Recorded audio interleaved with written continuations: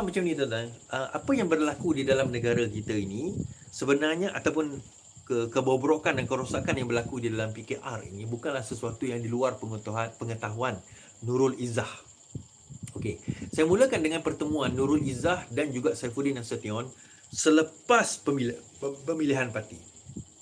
Selepas pemilihan parti, Nurul Izzah dan Saifuddin Nasution ada berjumpa dengan Rafizi Ramli. Sedangkan ada orang menasihati Nurul supaya jangan berjumpa dengan Rafizi selepas pemilihan parti kerana Rafizi ini simpan risit. Kan? Dia simpan risit. Apa yang diceritakan tiap malam Jumaat itu tuan-tuan, Jumaat malam Khamis tu, dia tak habis tau. Dia lagi cerita dia yang tak habis lagi tu. Dan saya rasa cerita yang saya nak ceritakan ni pun, sama ada Rafizi tahu ke tak tahu saya tak pasti, tapi dia tak ceritakan. So pertemuan tersebut mendedahkan beberapa perkara. Perkara pertama adalah Izzah dan juga Saifuddin tahu berkenaan dengan berkenaan dengan Farhash. Mereka tahu apa yang berlaku dengan Farhash berkaitan dengan gangsterism, berkaitan dengan kongsi gelap, berkaitan dengan underworld, berkaitan dengan sesuatu yang rosak di dalam parti dan juga di dalam mereka yang berada di sekeliling Farhash itu. Tapi yang satu mungkin Rafizi tak sebut juga adalah berkenaan dengan Ramanan. Izzah kena sahkan perkara ini. Izzah ada maklumat berkenaan dengan apa yang Ramanan dan apa yang Farhash buat dan ada. Dan perkara ini diketahui bukan setakat oleh Izzah tetapi juga oleh KDN, Menteri KDN iaitu Saifuddin Nasution. Saya boleh ceritakan bahawa ada pertemuan di antara Izzah dengan seseorang yang sangat powerful di dalam polis. Kan, di dalam berisikan lah, bukan polis lah kan. Di dalam berisikan yang menceritakan file-file berkenaan dengan Farhash dan juga berkenaan dengan Ramanan. Okay, saya mulakan dengan tu dulu tuan-tuan.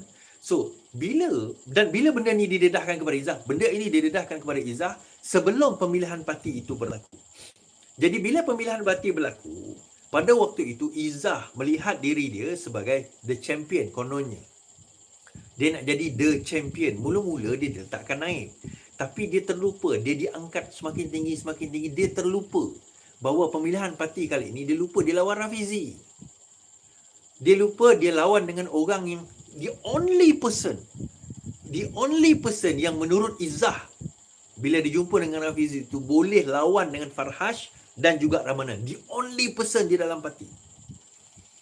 Kenapa dia terlupa Wallahualam, itu kena tanya Izzah lah. Tetapi later Izzah menyatakan bahawa dia rasa tertipu apabila dia dijadikan bidak-bidak di atas papan catur. She is just a pawn on a chessboard, dia kata.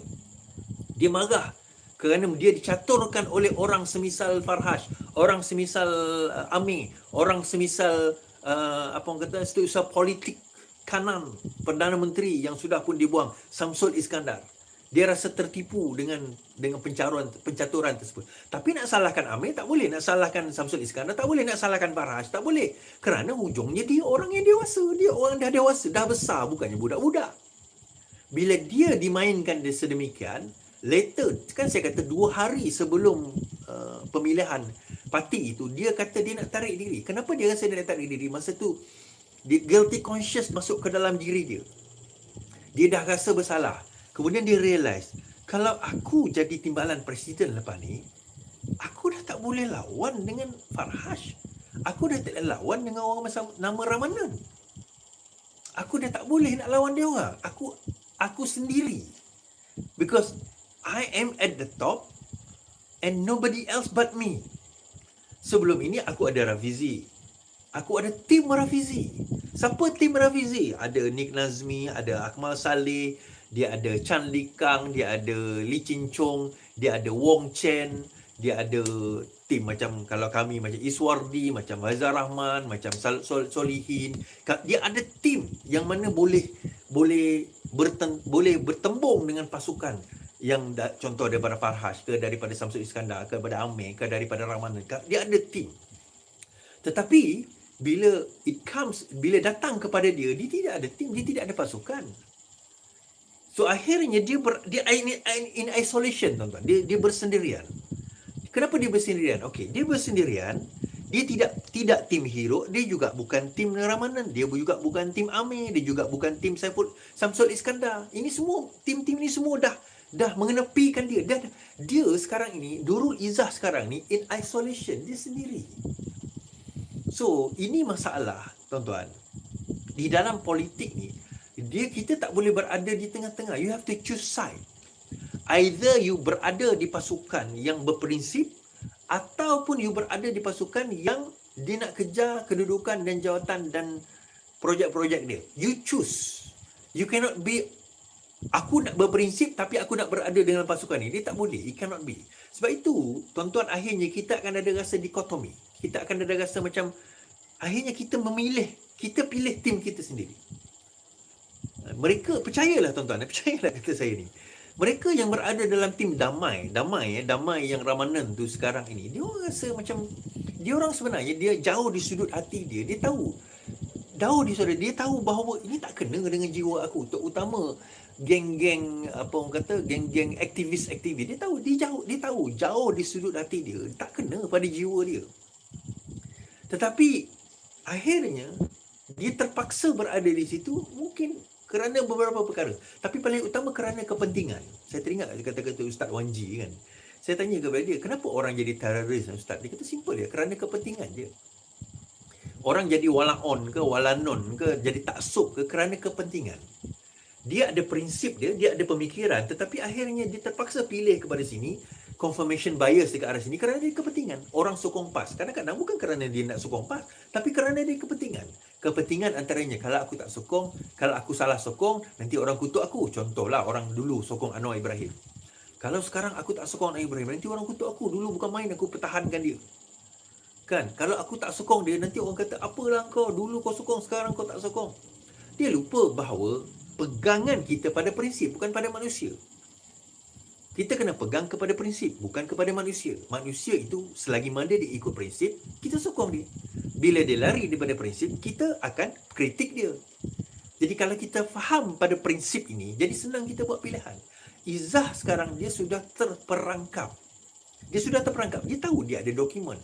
Dia tahu dia ada listing. Dia tahu dia ada file-file. Yang file-file itulah selepas ni, bila kerajaan ini jatuh, akan digunakan dan akan menyebabkan, akan menarik dan mengheret Anwar Ibrahim di dalam kancah pembicaraan sekali lagi. Dia tahu semua itu yang sedang berlaku sekarang. That's why dia berada dalam dilema. Izzah ni tuan-tuan, ni one thing I have to give to her lah. Dia ni seorang yang memang dia ada jiwa prinsip dia tu. Jiwa prinsip dia tu ada. Cuma bila dia sudah berada on the other side, on this side, the side yang bersama dengan ayah dia, jiwa prinsip dia tu, kalau dia bercakap, dia akan bunyi macam Rafizi. Kan? Dia akan bunyi macam Rafizi. Jadi bila dia bunyi macam Rafizi, itu orang akan kata, dia ni yang nanti menentang Anwar Ibrahim lah, ni dia dah jadi terpengaruh dengan Rafizi. Contoh Hasan Karim. Hasan Karim adalah contoh terbaik. Hasan Karim bukan penyokong Rafizi pun. Hasan Karim penyokong siapa tuan-tuan? Hasan Karim penyokong prinsip. Hasan Karim mesej saya, dia kata Iswardi. YB Hasan Karim dia mesej saya, dia kata Iswardi, pujuklah Rafizi kembali ke parti dan kuatkan parti. Kita angkat dia jadi presiden. Saya kata YB, yang pertama, dia tak pernah pun keluar daripada parti. Yang mengeluarkan dia daripada parti, orang parti sendiri. Dan yang kedua, parti ni yang melukakan dia, parti ni yang belasah dia, parti guna dia, perah dia. Lepas tu bila dia dah tak ada apa, parti buang dia ke tepi. Tiba-tiba bila parti dalam keadaan lemah, parti nak ambil dia balik. Agak-agak lah. Saya kata agak-agak lah, sekali dua boleh lah. Kita buat dia macam tu, 2 kali boleh lah kita buat dia macam tu. Ini dah 3, 4, 5 kali buat macam tu, dia pun tak nak dah. Dia pun dah tak nak. Dan saya kata, kenapa kita nak pergi risau pasal Rafizi dah? Kalau betul parti ini parti yang kuat, dia ada Amir, dia ada Amiruddin, Menteri Besar Selangor, dia ada orang semisal Ramanan, kan, Farhash, Nurul Izzah, kenapa tak gunakan mereka? Ini Hasan Karim tak beritahu saya lah kan. Tapi meaning orang-orang macam ni, semua mereka tidak ada kekuatan pun untuk nak drive the party ni. Tak ada. Simple lah tuan-tuan